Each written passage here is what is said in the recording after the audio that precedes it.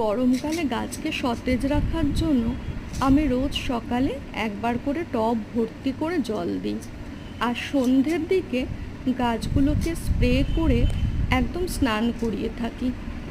গাছেদের সাথে থাকতে থাকতে গাছগুলো আপনার যে কত ভালো বন্ধু হয়ে ওঠে সেটা আপনিই টের পাবেন। গাছেদের মতন ভালো বন্ধু হয়তো আর কেউই হয় না।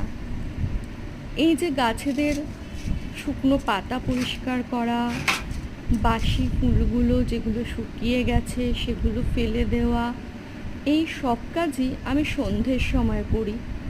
গাছগুলোকে যখন ভালোবাসবেন দেখবেন গাছেরাও আপনাকে কত আপন করে নিয়েছে।